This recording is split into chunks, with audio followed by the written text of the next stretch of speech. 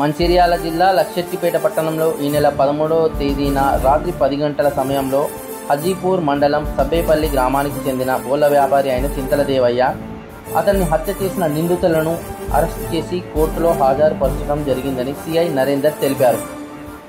హత్యకు గల కారణాలని స్థానిక లక్షెట్టిపేట పోలీస్ స్టేషన్లో గురువారం మంచిర్యాల ఏసీపీ ఆర్ ప్రకాష్ మీడియాకు వివరాలు తెలుపుతూ, మృతుడు దేవయ్య బోళ్ళ వ్యాపారం చేస్తూ జీవనం కొనసాగించేవాడని, అతనికి దోనబండ గ్రామానికి చెందిన ఒక మహిళతో వివాహేతర సంబంధం కొనసాగించేవాడని తెలిపారు.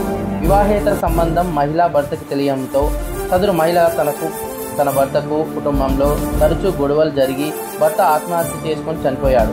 ఆత్మహత్య చేసుకొని చనిపోయిన వ్యక్తి అన్నలు మృతుడు దేవయ్యనే తన తమ్ముని చావుకు కారణమని, అంతేకాకుండా తన తమ్ముడు చనిపోయాక కూడా ఇంకా అదే మహిళతో అక్రమ సంబంధం కొనసాగించడంతో పరువు పోతుందని పగ పెంచుకునే పథకం ప్రకారం తన సోదరులు కోట సత్తయ్య, కోట అంజన్న, కోట సాయిలో ముగ్గురు కలిసి మంగళవారం లక్షెట్టిపేట పని నిమిత్తం వచ్చి దేవయ్యను మాయమాటలు చెప్పి తనతో కలిసి మద్యం తాగి ఇంటికి వెళ్తున్న సమయంలో ఉత్పూర్ శివార్లోని గురునానక్ ఫంక్షన్ హాల్ దగ్గర ఇనుప సామాన్లు కొనే దుకాణం పక్కన ఉన్న మట్టి రోడ్డుపై వారి వెంట తెచ్చుకున్న ఇనుప పైప్తో దేవయ్య తలపై బలంగా కొట్టి హత్య చేశారు.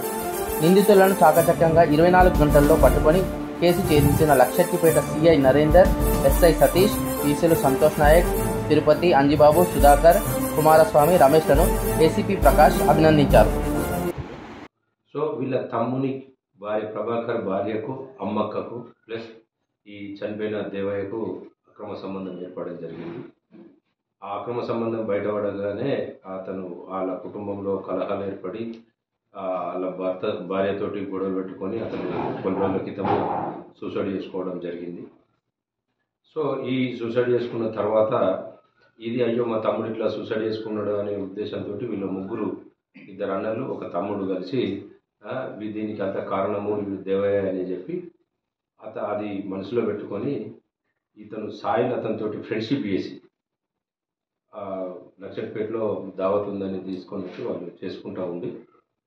తర్వాత ఆడ మాట కొంచెం తాగిన తర్వాత ఈ దృష్టిలో పెట్టుకొని వీళ్ళిద్దరు అన్నలు ఎవరైతే ఉన్నారో సత్తయ్య అండ్ అంజయ్య అతన్ని ఈ అక్రమ సంబంధం పెట్టుకున్నాడనే నెపంతో తాగిపిచ్చి తల మీద కొట్టి చంపడం జరిగింది.